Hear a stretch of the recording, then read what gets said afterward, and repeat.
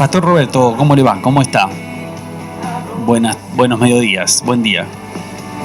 Ahí se está acomodando el auricular. ¿Se escucha ahí? Sí. ¿Me escucha usted?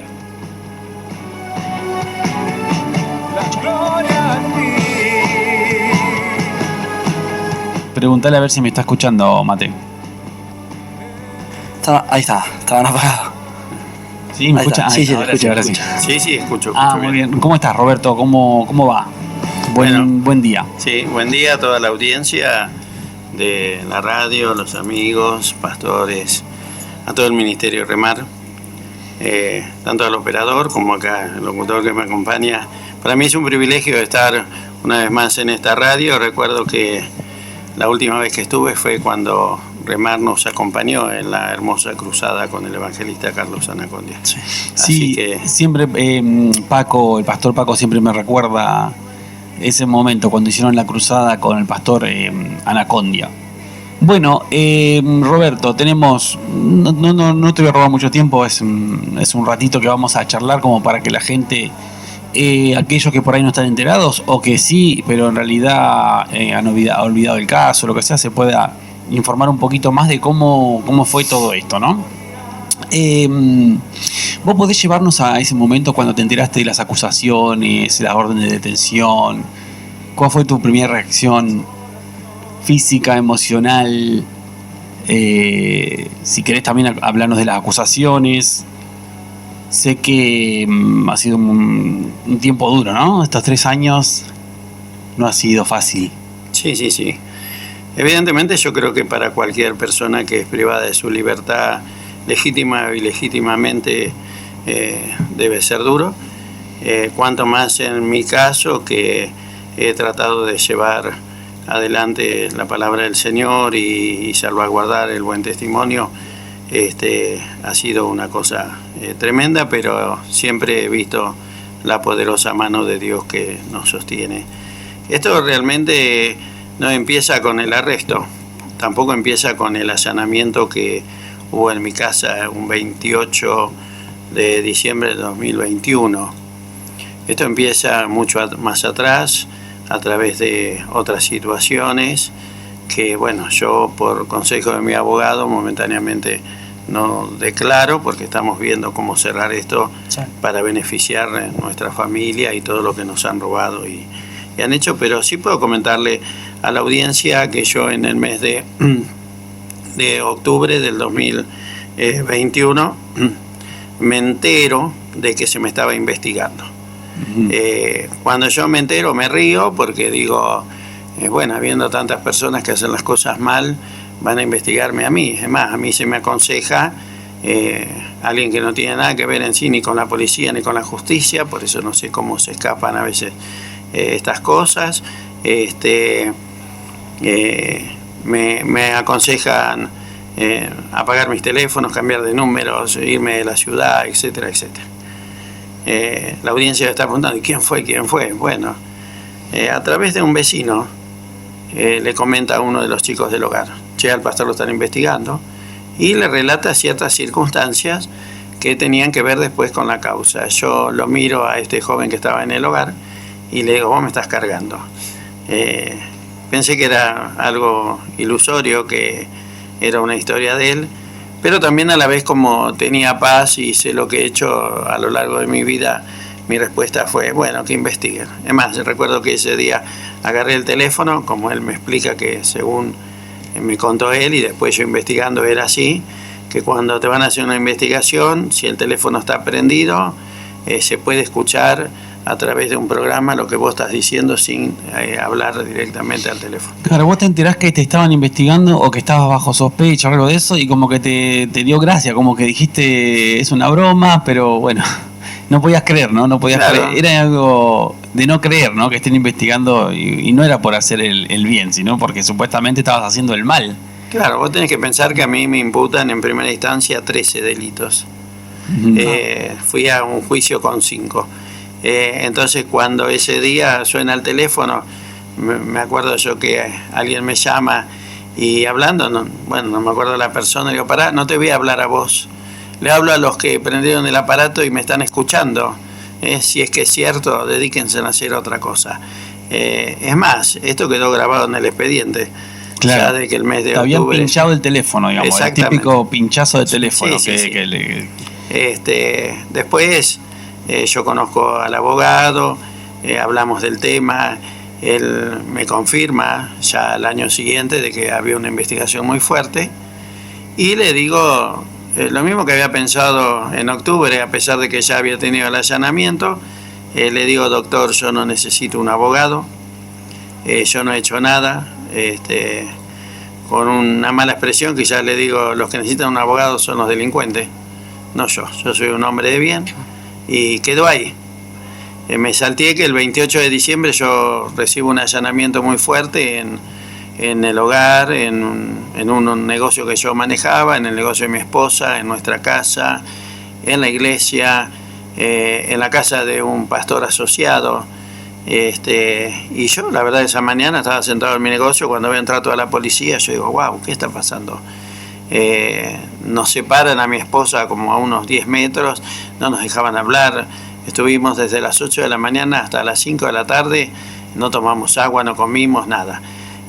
Mientras tanto, esta gente que estaba en el allanamiento abría muy descaradamente nuestras heladeras, permiso, sacaban gaseosas, comían sándwiches y eso se hacían la panzada. A ver, ponernos en contexto, vos te dedicás al pastorado. ¿De cuántos años hacía que te dedicabas al pastorado? Sí, yo en el año, para hacer un poquito de historia, sería así, yo me radico en este barrio cuando tenía 11 años, hace 50. No saquen la cuenta, ¿no? Hace 50. No. Es fácil igual la cuenta. Claro que sí. Y después fui obrero de la iglesia, de la misma iglesia que pastoreo, era una casilla de madera.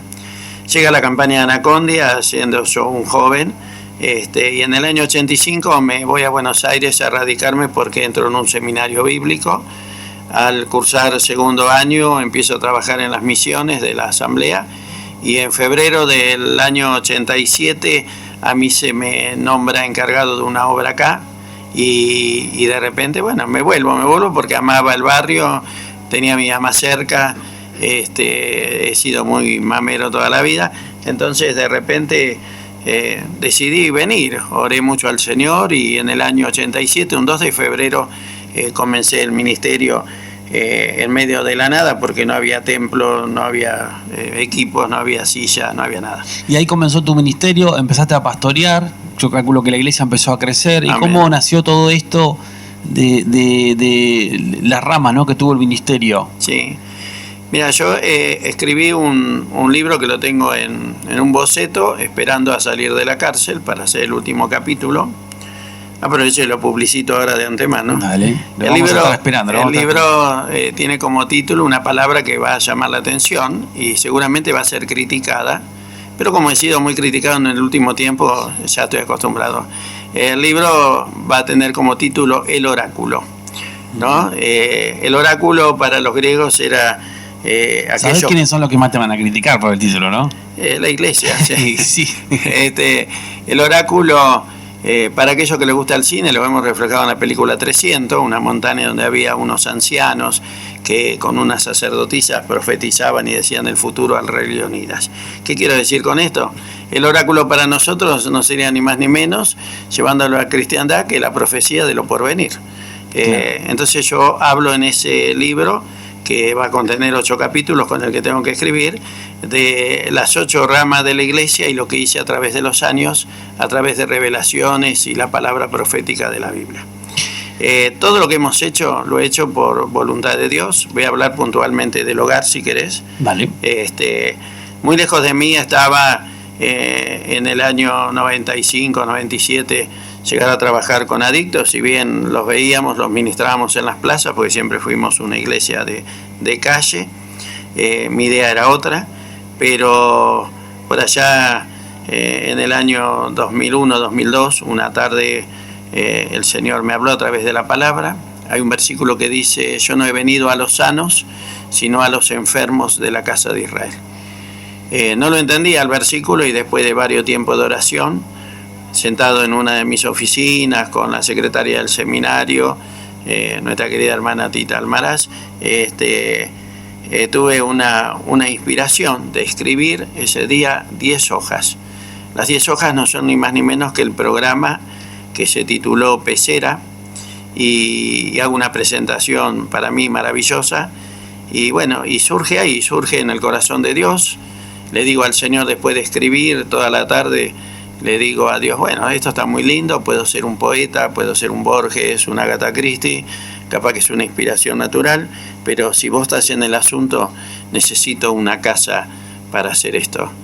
48 horas después me llama una persona y me dice, mi papá se murió, quiero prestarle la casa. Me enteré por un empleado suyo que le comentó que quiere hacer un hogar de rehabilitación, y yo le digo, no quiero la casa prestada, quiero que me la regale o me la venda. El hombre se rió, fuimos a ver el lugar, yo iba muy desconforme, me parecía muy pronto, y cuando entré a la casa, que era muy precaria, yo vi otra cosa en la casa. Empecé a Vio con los ojos de la fe. Claro, empecé a visualizar otra realidad, me di vuelta y le dije, Orlando, quiero comprarte la casa. Y él me dijo, no, dice, yo no puedo comprar, no puedo vender, dice, se la puedo alquilar, se la puedo prestar, no, bueno, vámonos. En la camioneta hablamos, me dice, ¿cuánto puede valer? Mira, yo no sé cuánto vale, pero me acuerdo que en esa época, no recuerdo bien el año, creo que era el año 2005 por ahí, sí, le digo en su camioneta, mira, esto es así. Yo mientras tanto oraba, ¿no? En la camioneta mientras él hablaba, qué sé yo, y le decía, Señor, le voy a hacer una propuesta muy baja, no tentadora. Si él la acepta, yo voy a creer que vos estás en el asunto. Y si no, no hablo más y sigo mi vida de pastor, de director del instituto y tantas otras cosas que hacía. Entonces le digo, mira, te voy a dar 20.000 pesos, me acuerdo que eran, y te voy a pagar 500 pesos por mes. Claro, es como ofrecerle hoy a una persona $20.000 y $500 claro, por mes. Sí. Algo que no aceptaría nadie. No, nadie. Por una propiedad, ¿no? Él me mira y me dice, me estás cargando. Bueno, no tengo otra oferta. Y si no, seguimos siendo amigos. Él era proveedor mío de un restaurante que yo tenía. El hombre inmediatamente saca la llave de su bolsillo y me la da. Y me dice, toma, Roberto, dice, no sé por qué hago esto, pero no quiero los 20.000, quiero que me dé solamente 5.000.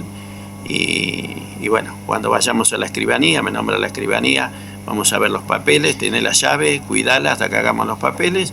Y me dio la llave ese día y se fue a su casa. Y después venía a mi negocio a proveerme los alimentos que él vendía. Y así estuvimos 6 meses con una persona dentro de la casa esperando a que se hicieran los papeles. Una mañana él me viene a buscar y dice, tengo todo listo en la escribanía. Dice, vamos, si no tenés los 5.000 no importa, después me lo pagás. El hombre terminó cobrando la casa, venía cada 4 meses a buscar 2.000 pesos, porque ya 2.000 pesos no eran nada. Entonces... Corría el año 2005 entonces, y ahí empezó... Ahí empezamos. A tratar con personas con adicciones, las alojabas ahí, le dabas alimentos, me imagino... Y creamos todo un programa muy parecido al de Remar. Claro. Es más, yo en su momento, no sé si Francisco recordará, un día hablamos acerca de cómo crear un código de convivencia, me parece que era, y bueno, y charlamos en su oficina abajo y leímos, obviamente yo tengo una mente de captar enseguida lo que leo, entonces sin llevarme la copia lo tenía escrito en mi mente. Y ahí empezaste vos a trabajar con ese tema, ¿no? Con personas con adicciones, situación de calle también me imagino, desde esa época, estamos hablando hace 20 años. Hace 20 años, realmente fue en el 2005. Que arrancamos. En septiembre del 2005 recibimos la primera persona que metimos adentro de la casa, ya con un programa establecido. Yo lo único que entendía de las drogas era que la gente se drogaba, la verdad te voy a decir, pero había un fuerte impulso del Espíritu de Dios a escucharlos y aprender cosas. Yo había hecho solamente un curso bajo el gobierno de Duhalde, que era 20.000 formadores para el cambio, tengo mi título, y hablaba de capacitar 20.000 personas en la provincia para hacer prevención de las drogas en los espacios públicos, escuelas, bibliotecas. Y yo había ido a la escuela, me acuerdo, 7, a dar charlas muy teóricas con los libros de ellos y hablar de las sustancias y de lo que hacían y lo que no dejaban hacer, pero de ahí a tratar a una persona con este conflicto había una gran distancia. Yo escuché que en una entrevista que te hicieron, no sé si era Canal 8 o Canal 10, que vos contaste que una de las causas, ¿no?, que se te, digamos, por la que se te acosó, era de una persona que había entrado a robar a algún lugar y que le tomaron declaración a esa persona como que dijo que estaba privado de su libertad o que de alguna manera lo tenías con trata de persona con fines de explotación laboral, y así fue como se te armó la primera de las causas, ¿verdad? Así es, yo la verdad no lo dije, eso lo compartió mi abogado, yo en la entrevista, tu abogado, sí, tu en la abogado, entrevista de Canal Canal 8. 10, Canal 10, que Sí. fue, que no la he podido ver yo todavía la entrevista, en la entrevista de Canal 10 fue una de las primeras preguntas y yo no sabía qué hacer porque hoy por hoy he aprendido a callar, a esperar, Claro. y a consultar con el abogado que me asiste. Entonces inmediatamente le pasé la posta al abogado frente a las cámaras. Bueno, no sé si el doctor quiere, y él explicó la realidad, lo que sabemos todos, los que me acompañan, y lo puedo contar hoy porque si él lo contó, lo relato nuevamente. Estábamos por el mes de agosto del 2021, cuando una persona que ya me había agredido en el mes de julio pidiéndome plata, se acerca totalmente bajo los efectos de ciertas sustancias a pedirme 10 millones de pesos, así fue.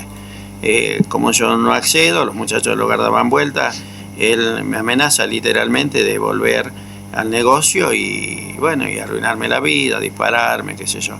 Bueno, yo como lo conocía desde el día en que nació, para que tengan una idea, el día en que nació, había sido miembro de nuestra iglesia durante un tiempo, desde chico hasta la adolescencia.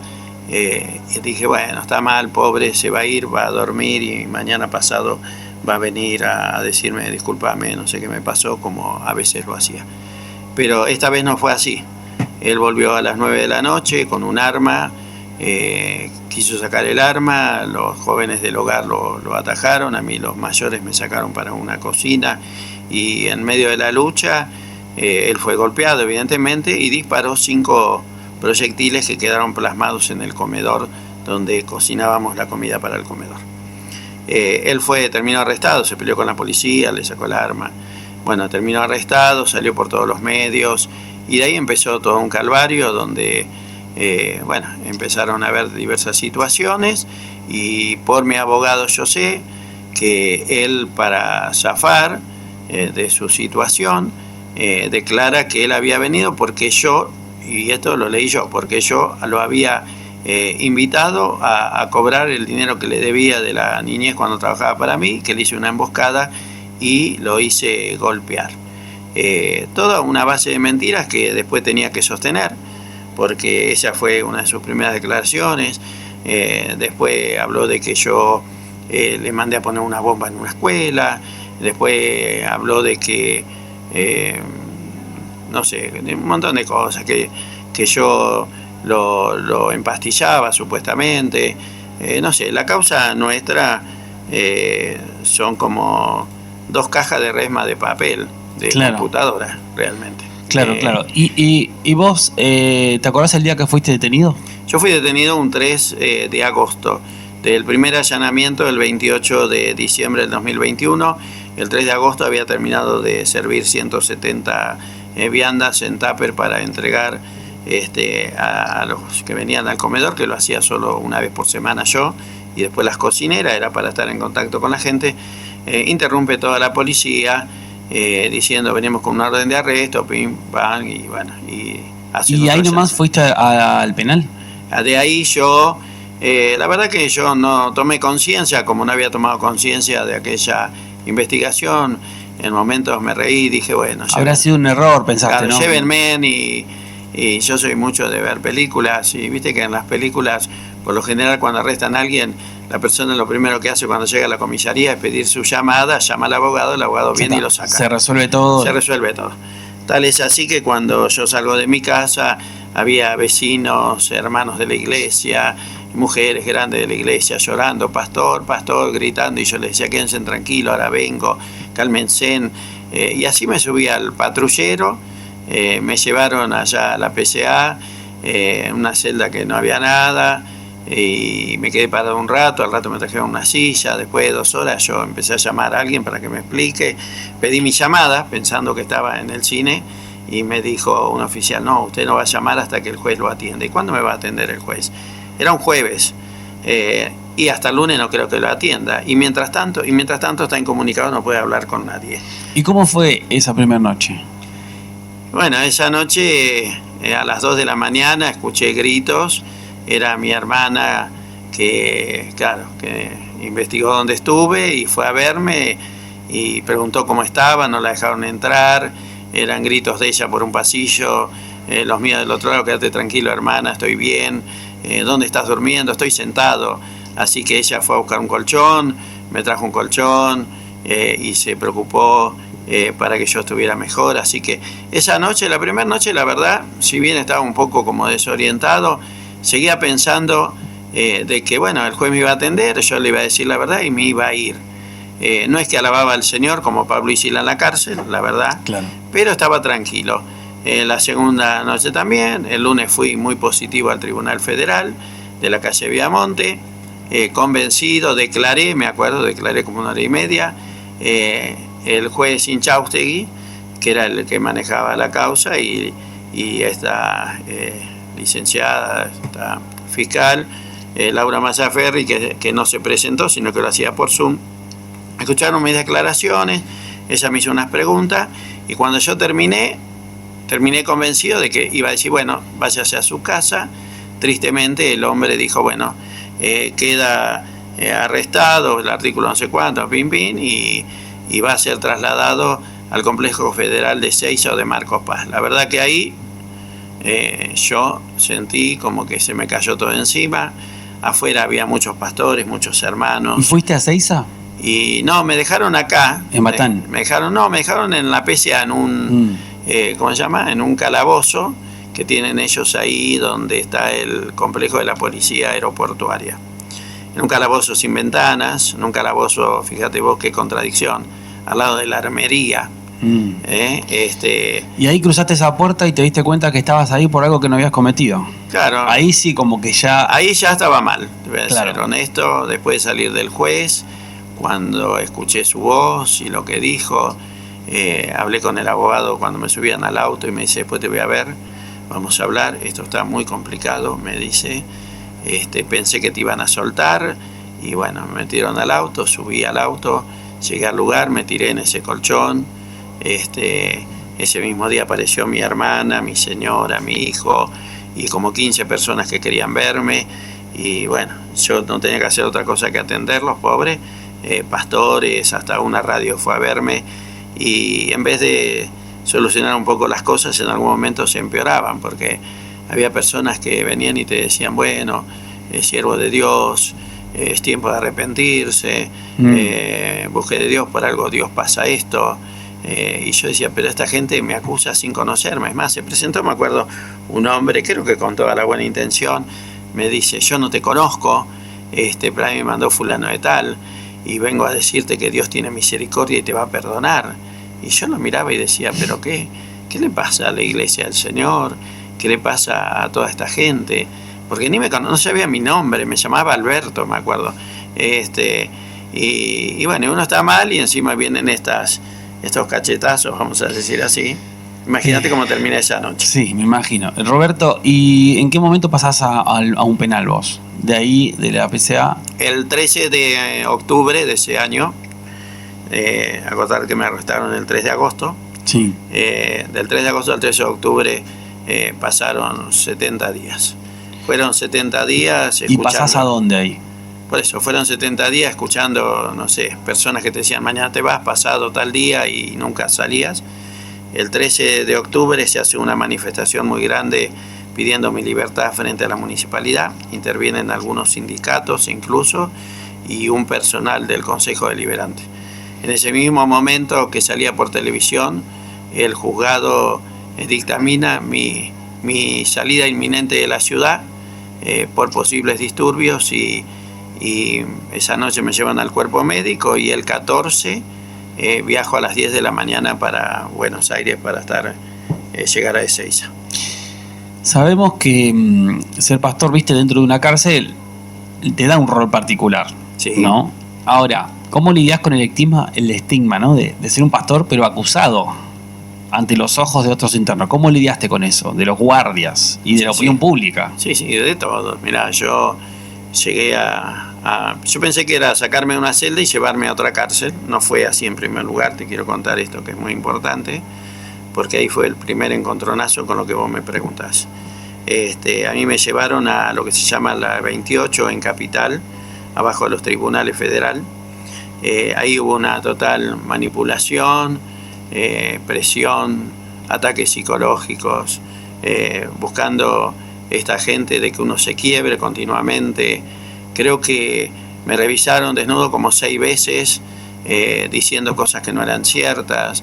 Acá está el pastor que tiene el prostíbulo, cómo eran las mujeres. Una cosa, te digo, impresionante, horrible.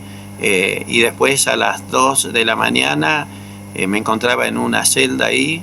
Dentro de esa celda había un hombre llorando en un rincón, sin decir nada. Eran sus lágrimas que caían en el piso, moviendo unos papelitos, unos pancitos en el piso. Yo, la verdad, aterrado por lo que había vivido, por lo que me veía venir, me senté en el otro rincón, una celda muy sucia, y de repente entra un joven haitiano, que me lo había cruzado en el pasillo, y empieza los gritos: acá está el pastor, acá está el pastor.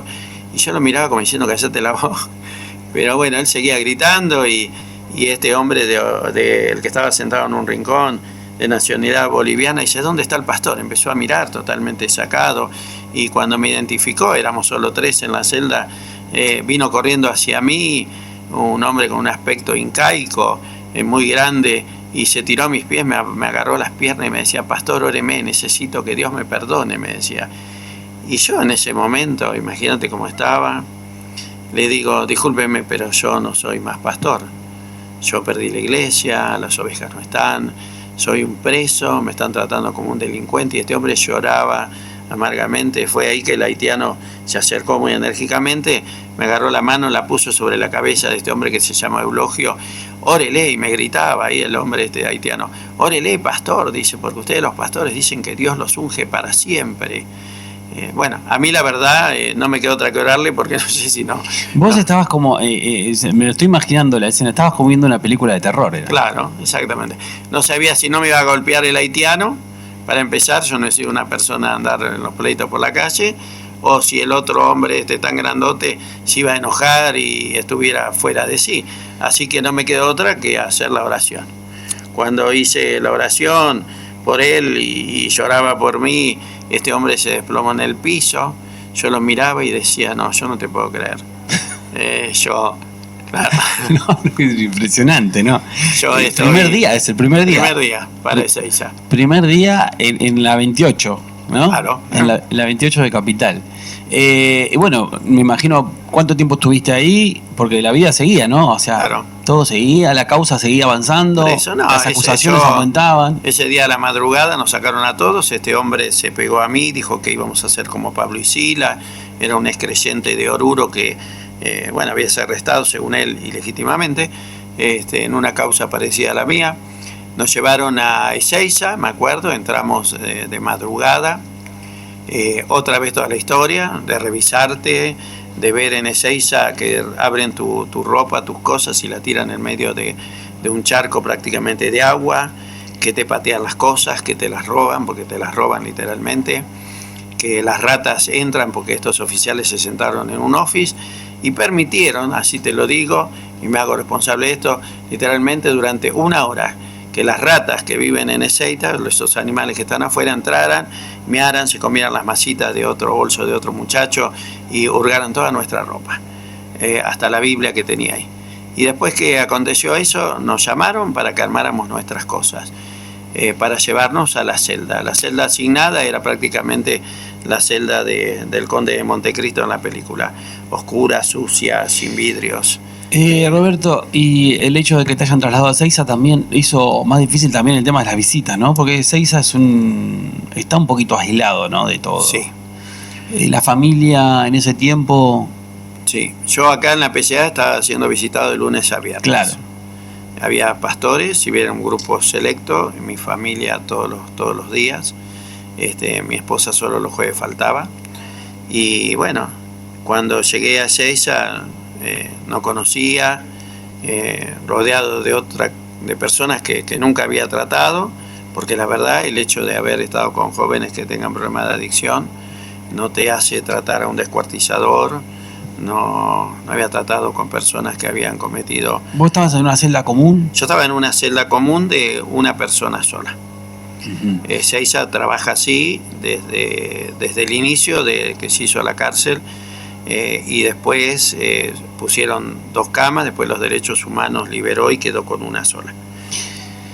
Bueno, ¿y empezaste de alguna manera a ejercer tu rol, tu ministerio de pastor ahí? Yo veo esa primera noche y creo que ya sin quererlo, sí, y sin buscarlo vos tampoco, también empezaste a ejercer, ¿no? Tu ministerio. Sí, yo, mira, la verdad que llegar a Ezeiza y entrar a esa celda fue como, no sé, como si me estuviera muriendo. Yo ahí la verdad que me renegué un poco. He sido una persona, no sé si renegada, soy muy realista cuando oro. Yo no soy esa clase de predicador o cristiano que va a Dios y le dice no me duele la muela cuando se te cayó media muela. Voy, oro y le digo mira cómo estoy, ayúdame. Entonces, ¿cómo estaba ese día? Muy mal. Así que en ese estado que me encontraba tan mal, anímicamente me presenté delante de Dios, lloré, le dije a Dios, sin recordarla, porque la verdad que para esa época se me habían olvidado los coros, los pasajes bíblicos, todo. Justamente eso te iba a preguntar. De la opresión misma que vivía. Pero mi oración fue en esa cama tirado ahí, abrazado a la poca ropa que me dejaron. Me dejaron sin zapatillas, sin campera, para que tengas una idea, con el pantalón que tenía puesto.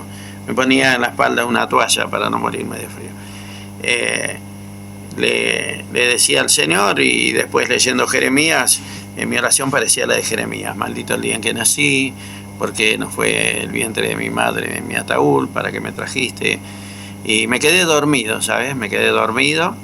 Esa primer madrugada me desperté en una visión recordatoria de una situación que había vivido en la adolescencia, y la voz del Espíritu que me recalcaba muy fuerte en esa celda: fue para siempre, fue para siempre. Y yo sabía que se refería por el tema de la visión, que el día en que yo recibí el revestimiento de poder tenía 12 años, y hubo uno de los maestros de la adolescencia que estaba en un campamento de adolescentes, decía por un megáfono: Roberto, hoy Dios te marca para siempre. Claro, he hecho tantas cosas para Dios que eso quedó como muy atrás, ¿no? O sea que, Roberto, hubo un momento donde flaqueó la esperanza. Ah, pero sí, uno porque no. A veces nos creemos, viste, que... Hubo muchos. Por más que tenemos hubo varios, claro. Sí. Que como cristianos no nos podemos permitir esos momentos. Pero no es así. Sí. Son momentos que vamos a pasar, ¿no? Pero fíjate vos qué importante que el Espíritu Santo te trajo recuerdo, eso de no sé cuántos años atrás, 40 años atrás. Y sí, más porque estamos hablando que me lo trae hace 3 años y yo tenía 12 en esa ocasión. Claro, más. Pero yo siempre, leyendo la Biblia, ¿no?, he entendido que muchos de los hombres de Dios han manifestado su estado humano. El mismo Jesús lo hizo en Getsemaní, cuando dijo: Padre, si es posible, pasa de mí esta copa, pero hágase tu voluntad. Entonces ahí vemos un gran lado humano de Jesús. Yo la verdad me renegué mucho en esa misma noche, pero cuando salí de la celda esa mañana, este hombre de nacionalidad boliviana se acercó a mí y con una Biblia a la mano que él tenía, empezó a decir: acá está el pastor, y yo lo quería hacer callar y él seguía. Ahí fue donde se acercaron los primeros que decían: ¿y usted es pastor que hace preso? ¿Cómo se acercaron otros que venían a llorar, a confesar su pecado? Me acuerdo de un joven que se acercó, se arrodilló en la punta de la mesa y lloraba desgarradamente y me decía: ¿será que Dios me va a perdonar? Y yo no estaba muy bien, le digo: sí que te va a perdonar. Dice: lo maté, gritaba en el pabellón.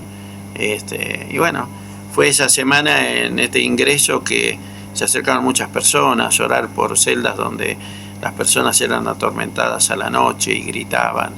y reunir gente, porque empecé a reunir gente y salí de ese modo, de ese pabellón que tenía 30 personas, con 12 que en una semana, no sé, habían aceptado a Jesús, se habían reconciliado y en un rincón del patio alababan al Señor casi en silencio para no molestar a los demás, y orábamos y leíamos la Biblia. 12, en una semana, 12 personas se Sí. acercaron a Cristo. ¿Vos le hiciste hacer la oración de fe a esas 12 Sí, personas? sí, por supuesto. ¿O de reconciliación? No, de reconciliación, y a los nuevos la oración de fe. Me acuerdo de un muchacho de Santa Fe que él no era cristiano, y me viene a la mente, estábamos, no éramos todavía los 12, éramos 6, 7, segundo día, y este muchacho muy entristecido estaba recostado y nos escuchaba y miraba de reojo. Y yo pregunté, ¿cómo se llama? Y me dijo alguien el nombre, y yo desde donde estaba le grité por su nombre, y él me dice, sí, ¿por qué no te acercás? Le digo, vamos a orar por vos, vamos a orar por tu esposa.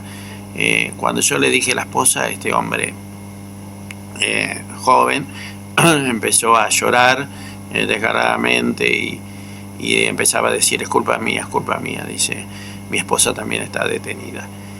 Bueno, ese hombre no conocía a Dios, le hablamos de Jesús, le oramos, y él estuvo siempre con nosotros, y cada vez que me lo crucé a través de los años en Ezeiza, hasta que se lo llevaron a otra cárcel, él me abrazaba y me decía, gracias por ese día, gracias por presentarme a Jesús. ¿Y en Ezeiza estuviste hasta cuándo? En Ezeiza estuve recorriendo los pabellones de ingreso, que es un sistema que tiene la cárcel. Pasé por 4 pabellones, en los 4 pabellones prediqué, a pesar de que en algunos, como dicen ellos, te tumbeaban para que no hables. Y prediqué, ganamos almas para el Señor. Fui llamada la atención por el jefe de seguridad interna, porque sin ningún permiso se suscita la situación de que había gente que quería bautizarse.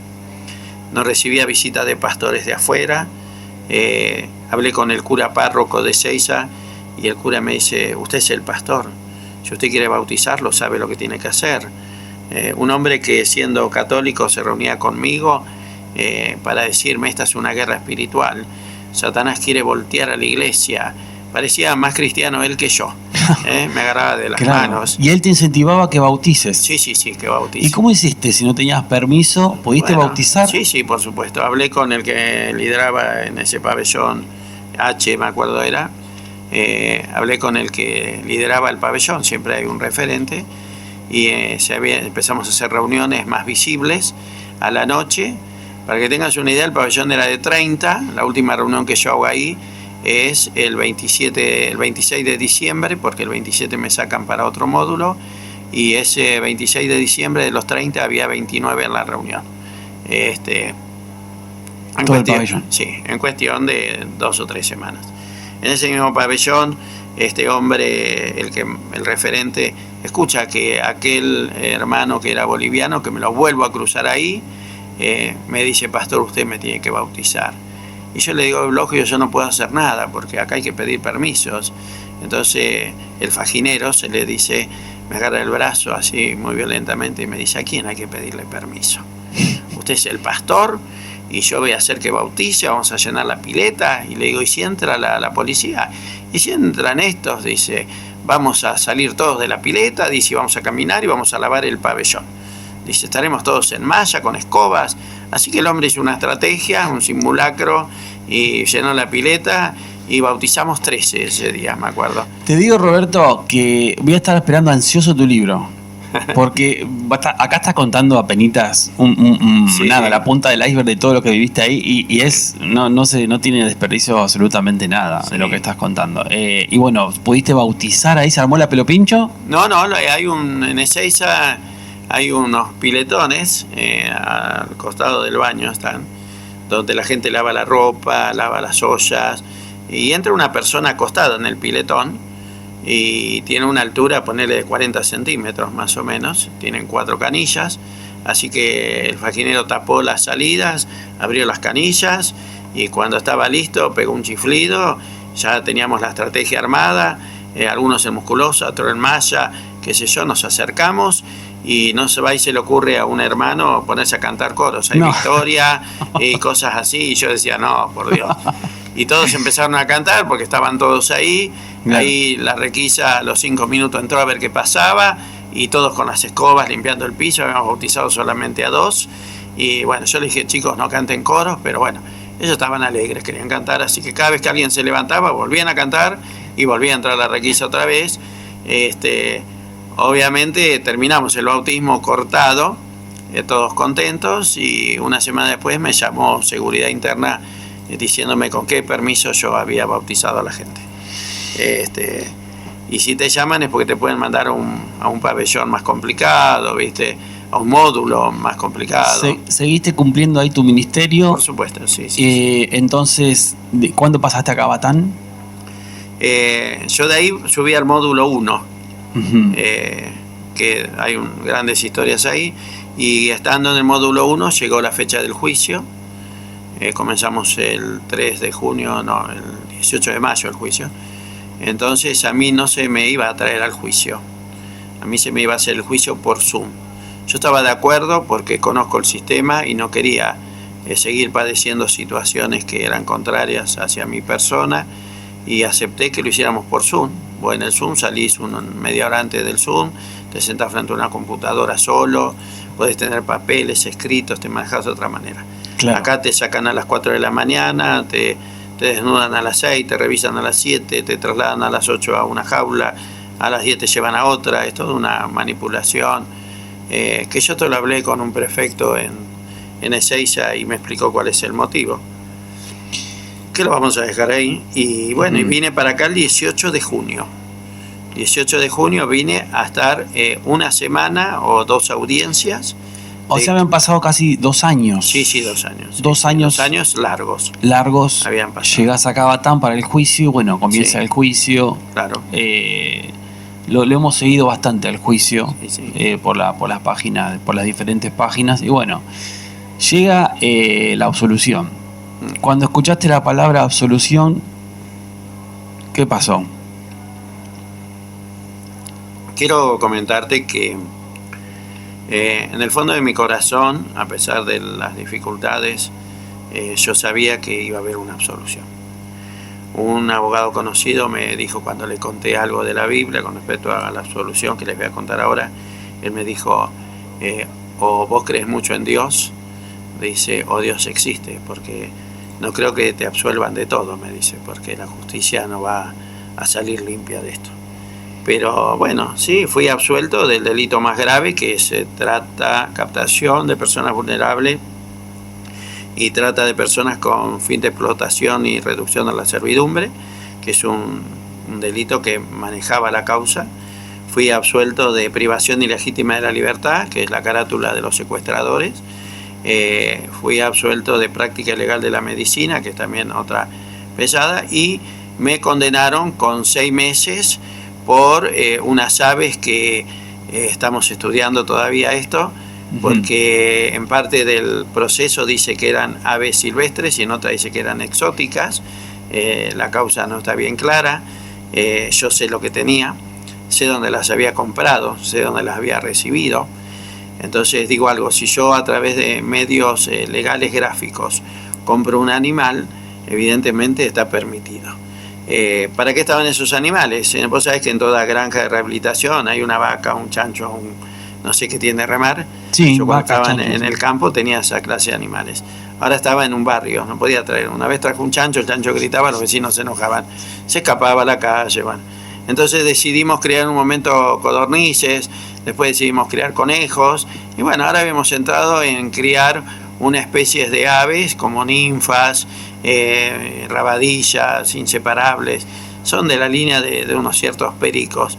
Se llevaron y me condenan por venta, así está escrito, venta de fauna silvestre, cuando la carátula dice exótica. Pero no importa, después lo vamos a ir viendo. Hay que hacer un descargo ahí y me condenan por maltrato animal porque encuentran una paloma en una jaula, una paloma que trae un cliente. Esa paloma se había soltado ahí en nuestro negocio, una paloma que está acostumbrada a un palomar y a esa jaula en particular, y yo le explico al cliente que yo no comercializaba las palomas, que en sí no me interesaba. No, pero dice, va y viene, no me interesa. Dice, me pide dejarla ese día anterior, y bueno, y queda dentro de mi negocio en esa pequeña jaula de traslado que el cliente trae. Al otro día viene el allanamiento y encuentran la paloma ahí, y bueno, y yo soy un maltratador animal, ya que el destripador de los animales y todo lo que se te ocurra. Y aparece en la causa un gallo en una jaula de papagayo, imagínate lo que es la jaula de papagayo, un gallo que se había peleado en el gallinero y estaba herido, entonces lo sacamos, lo curamos y lo dejamos en la jaula. Y así soy el maltratador. Sin darse cuenta, la justicia, al clausurar nuestro negocio, permitió que uno de mis perros caniche, muriera por no estar asistido a quedar la casa cerrada. Entonces yo pregunto, ¿quién maltrató a los animales?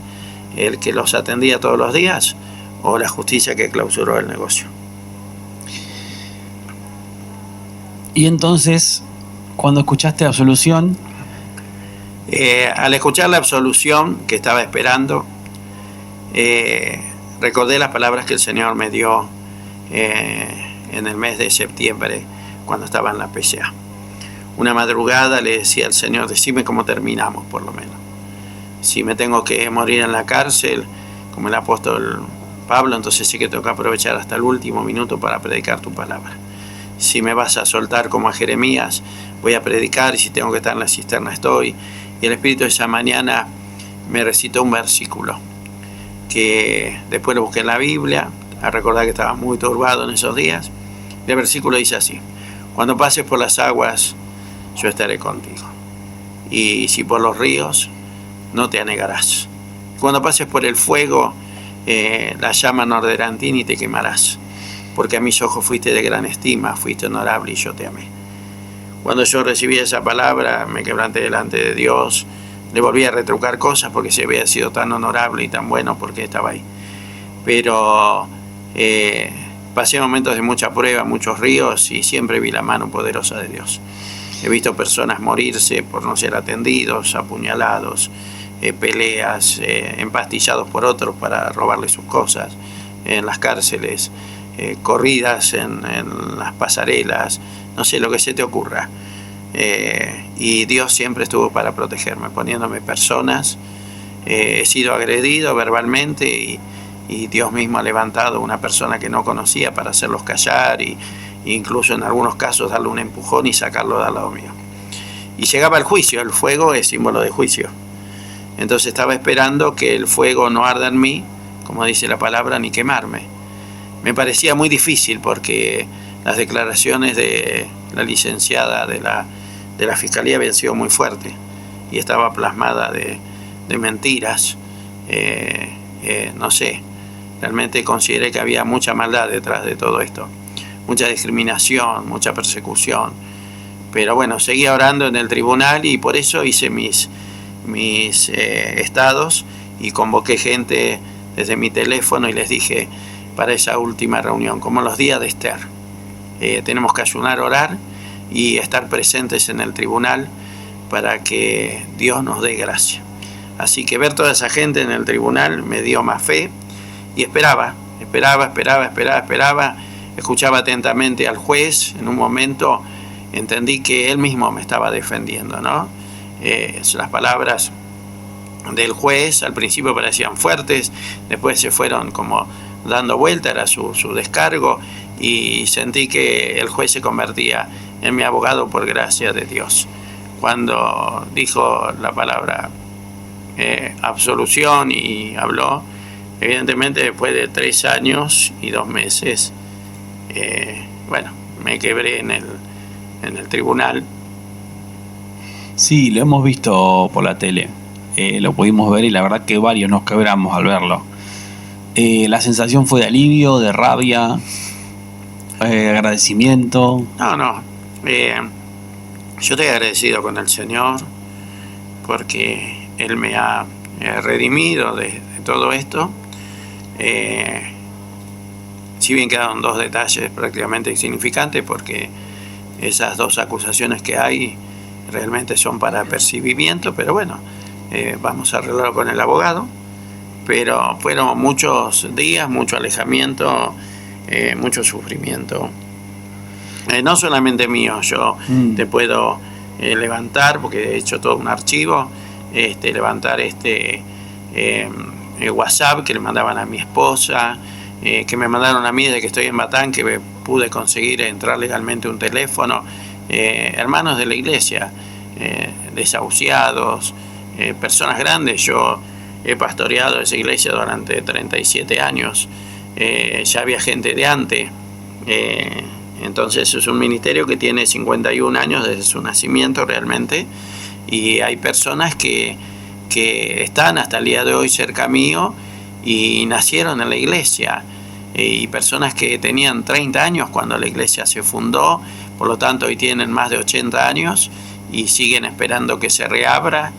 Entonces no fue solamente un golpe a un hombre, sino que fue una devastación a toda una comunidad que sufrió, y ¿con quién hablaban? Hablaban con el pastor. Roberto, para terminar y cerrando, el hombre que entró a la cárcel hace 3 años, sí, y el que salió suelto, ¿son la misma persona? No. Y si querés después puedes hablarnos un poquito más de esto, y qué mensaje de fortaleza, fe y perseverancia puedes compartir con nuestros oyentes que por ahí están enfrentando otro tipo de encierro, ¿no? Sí. O una gran prueba. Mira, hace muchos años, al inicio del ministerio, yo tengo una manera muy particular de orar. No sé si está en la Biblia, la verdad, porque no la busqué, pero ha sido mi manera de orar desde que tengo 15 años. Yo entendí que cuando Jesús se plantó frente a Satanás, lo resistió con la palabra. Y entendí que Jehová Nisi es nuestro estandarte. Y que entonces cuando yo tenía que emprender algo, necesitaba una palabra que certificara lo que se venía. Y cada vez que emprendí algo nuevo, le pedí a Dios, dame tu estandarte, Señor. La palabra que cuando Satanás se levante, yo la pueda levantar y pueda salir huyendo. En el año 87 el Señor me grabó en mi corazón una palabra que está en Filipenses capítulo 4, versículo 13. Ustedes la deben conocer. Dice, todo lo puedo en Cristo que me fortalece. Así que yo en cada celda que estuve, como yo hago letras así con papelitos, hacía las letras y las pegaba con dentrífico en su momento, en una revista, lo que sea, y las pegaba ahí donde yo las viera. Y todos los días proclamaba lo mismo. Todo lo puedo en Cristo que me fortalece. Esto va a pasar. Ya había orado a Dios, estaba convencido de que las aguas iban a pasar, del que el juicio iba a pasar. Era cuestión de esperar. Pero a veces a nosotros nos cuesta mucho esperar. Queremos todo rápido, todo ya, y el Señor acopló la palabra que dice pacientemente espera a Jehová, los que esperan en Jehová. Y bueno, traté de ser paciente, tuve muchas crisis, más bien emocionales que espirituales, pero el Señor siempre me levantó, usó compañeros. Hace unos días recibí un audio de una mujer de Mendoza que le pidió a su hijo, un compañero de Seiza, cuando se enteró que fui libre, que le mandara el teléfono. Y la mujer no hizo otra cosa, se llama Agustina, que agradecerme por acompañar al hijo, por fortalecerlo, por presentarle a Jesús. Ella viene ahora a Mar del Plata el 11 del mes que viene porque cae el juicio sobre el hijo y el ex esposo, un juicio muy fuerte, y viene y quiere conocerme, quiere que ore por ella. Dios ha hecho muchas cosas, y una de las cosas que hizo también en mí, es lo que yo creo, es reformatearme como una computadora, o como algunos predicadores hablan del águila que cuando cumple los 40, que sube, que se golpea, que se repluma. No sé si soy el águila, la cabra, qué sé yo. Pero la verdad que algo se quebró y algo nuevo comenzó. Y el inicio de esto nuevo que empieza ahora, yo ya he programado, le comento a la audiencia, si bien no tenemos templo, porque todavía no se ha solucionado esa parte, a nivel institucional, ya hice toda una grilla. La semana que viene voy a tener 8 reuniones, células, hogar, entre 12 y 20 personas, lunes, martes, jueves y viernes, en 2 horarios distintos, para poder congregar parte de la gente que antes se congregaba, que me llaman y me quieren ver. Yo creo que Dios va a levantar en medio de todo esto algo nuevo, maravilloso. Yo agradezco hoy a Dios acá públicamente todo este desierto que he pasado, y creo que así como David fue llevado al desierto, y quiero cerrarte si me das un minuto con esto. Sí, por favor.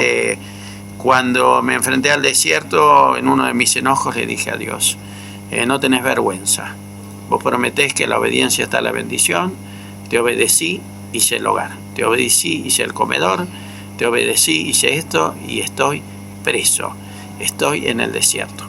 Retumbó ese día una voz en mi mente que me decía Keila, Keila. Y bueno, yo como conocía una hermana que se llamaba Micaela y le decían Keila, yo digo, estoy delirando, ya resuena la voz de esta hermana. Bueno, dejé de orar obviamente, y 2 días después abro mi Biblia así, y para buscar algo empiezo a ojear y detengo la Biblia por voluntad de Dios, ¿no?, en una página, y lo único que leo dentro de ese párrafo de las 2 hojas es la palabra Keila, muy pequeña, en un capítulo que dice David en el desierto. Me pongo a leer la palabra y encuentro que, mira que he estudiado la Biblia, he leído 80.000 veces, he predicado más de 40 años, pero esto fue nuevo, la palabra siempre es nueva para nosotros. Está la historia donde David, por voluntad de Dios, va a liberar a Keila. Él consulta a Dios 2 veces, libera a Keila, y cuando está en su banquete, como en las películas, un mensajero le dice, levántate y huye al desierto, porque el rey Saúl se ha levantado para perseguirte y matarte. Y desde entonces empieza todo un desierto este hombre. Dios ha sido tan bueno que aún en la cueva de Adulán, rodeado de los indigentes, de los oprimidos, de los presos, Dios me fortaleció, les pude predicar, los bauticé y más. Algunos me llaman hasta el día de hoy, estaban esperando salir para venir y estar en el ministerio, dicen que van a colaborar. Me han hasta dado algunos ofrendas, los que se fueron en libertad, me han girado plata a mi familia diciéndole para el pastor, qué sé yo. Cosas así me han llevado a creer realmente de que Dios estuvo, está y seguirá estando en el tema. Yo, como dije el otro día, tengo mis ciertos temores con respecto a lo que es la solidaridad en este país, pero ministerialmente hablando, yo el lunes retomo el ministerio, con todo, perdón al que me escucha, le guste a quien le guste, yo sé quién me ha llamado y lo que tengo que hacer, y no voy a dejar esas almas tiradas, con templo, sin templo, con un micrófono, sin micrófono, nos vamos a reunir y vamos a dar gracias a Dios y vamos a avanzar. Estamos en tiempo de reconstrucción, estamos en tiempo de decirle a nuestros enemigos, ustedes no tienen parte en esta historia y no van a tener futuro con nosotros.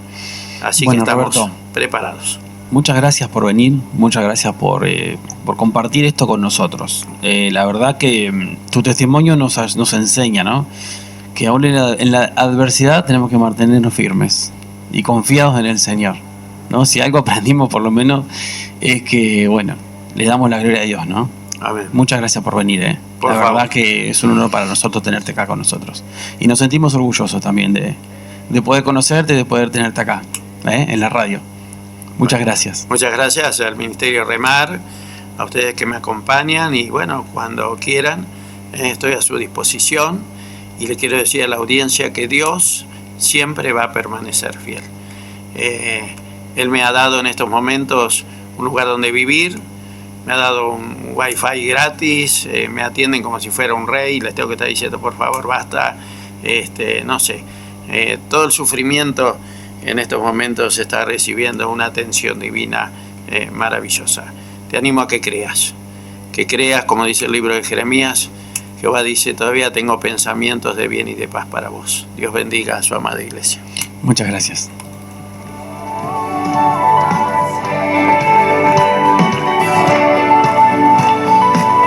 Ahí pasaba entonces, se me hizo un nudo en la garganta, perdón, el pastor Roberto Tagliabue.